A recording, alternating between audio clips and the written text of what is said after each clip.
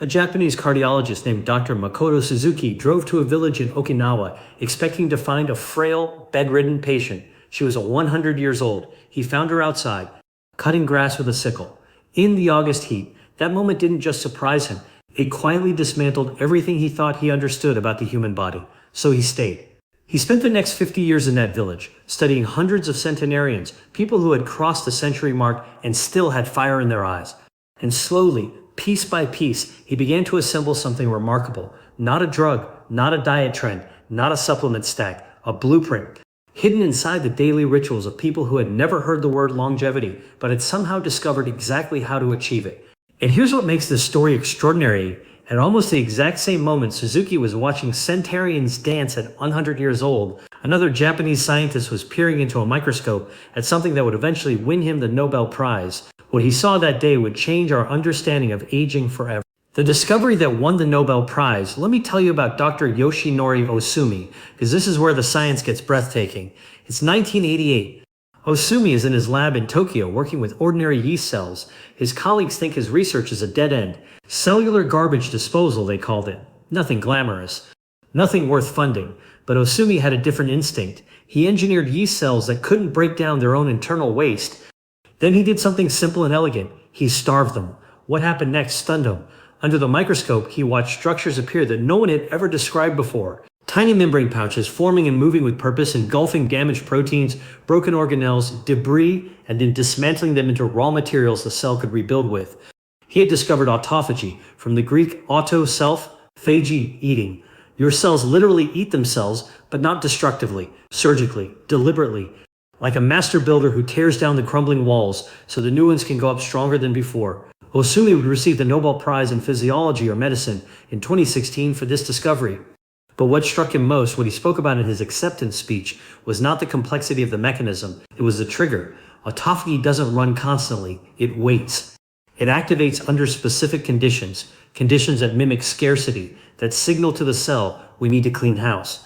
And when Ohsumi's team began comparing notes with researchers studying long-lived populations around the world, something remarkable became clear. The centenarians of Okinawa had been triggering autophagy naturally, instinctively, culturally, every single day of their lives, not because they understood the science, because their grandmothers taught them to. The principle that predates modern medicine by 2,000 years, here is what Dr. Suzuki found when he sat with the oldest people in Okinawa and asked them about food. They paused before answering, not because they were thinking, but because the question seemed almost strange to them, like asking someone how they breathe.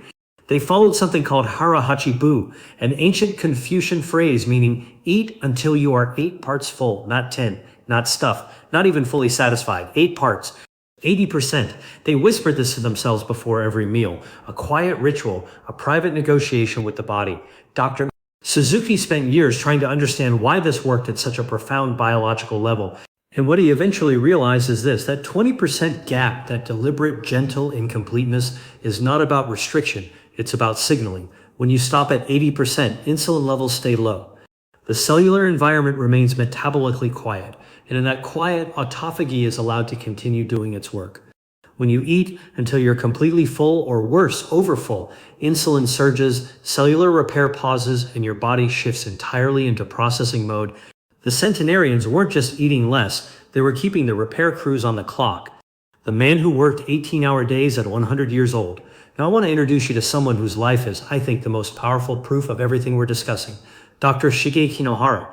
He wasn't just a researcher, he was a physician, a humanitarian, and by every available measure, one of the most productive people in modern Japanese history. He died in 2017, at 105 years old.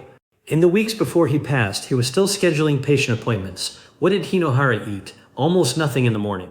A glass of freshly pressed vegetable juice, a tablespoon of olive oil, and occasionally a piece of fruit. Lunch, if he ate it at all, was a small handful of cookies and a glass of milk. His main meal was dinner, and it ended consistently, deliberately, by 6 o'clock in the evening. He would not eat again until 10 the next morning, 16 hours of fasting, every night.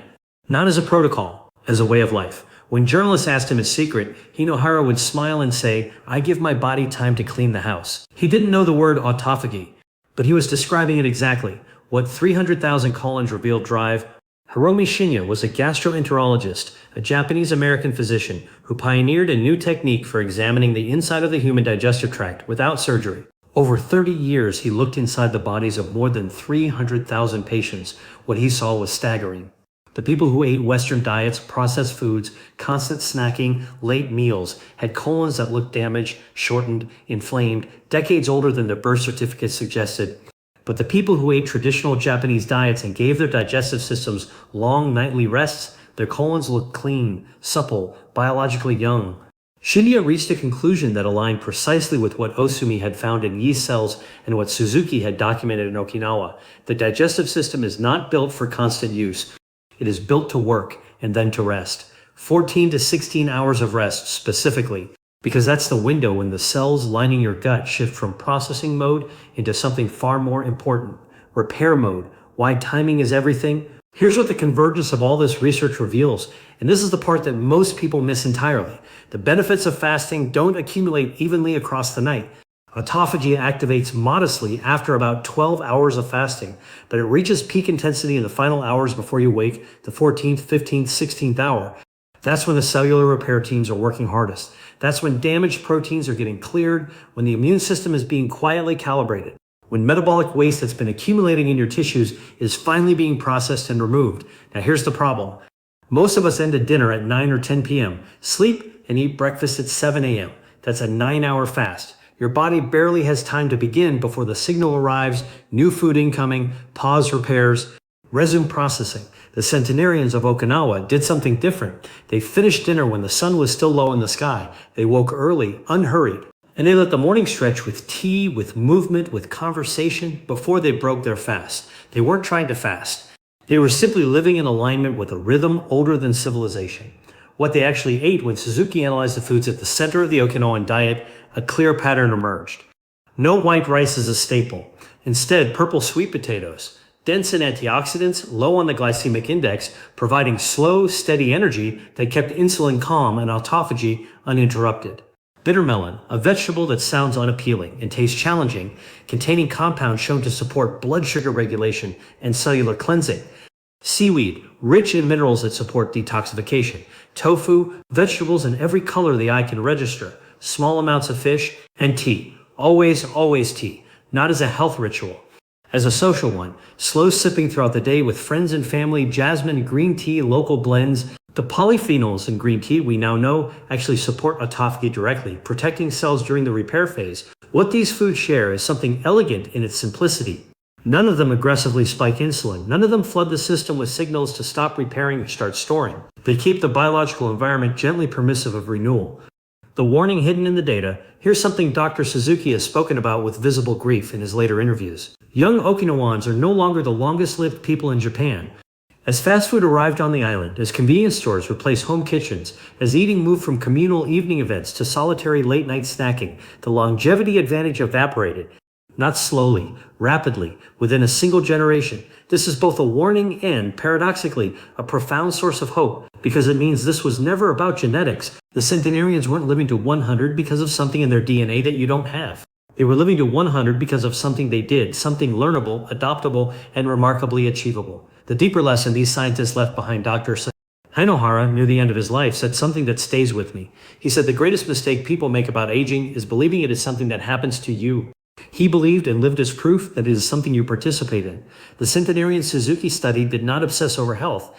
They did not track macros or order supplements from the internet. They simply honored a few quiet principles, repeated them across a lifetime, and let their biology respond. They ate until they were 8 parts full. They let the night be long. They moved their bodies because they had places to go. They stayed curious, stayed connected, stayed needed. What Osumi found in yeast cells, what Hainohara proved in a 105-year life, what Suzuki documented in hundreds of extraordinary elderly faces, it all points to the same quiet truth. Your body is not slowly breaking down. It is constantly trying to rebuild. It is waiting every night for the opportunity to repair what time has worn. And the only thing standing between that process and its full expression is the simplest of gifts, time. Where you begin, tonight, not next Monday. Not after the next blood test or the next birthday. Tonight, finish dinner earlier than usual, even by an hour. Notice what it feels like to go to bed with a stomach that isn't full. Tomorrow morning, wait, have tea or water or vegetable juice. Let the window stay open a little longer before the first meal arrives. This week, practice the pause at 80%. Put down your fork when you're satisfied but not stuffed. Feel the difference. It won't feel like much in the beginning, but at the cellular level, something ancient is waking up. The same mechanism that earned a Nobel Prize. The same rhythm that kept a man seeing patients at 105.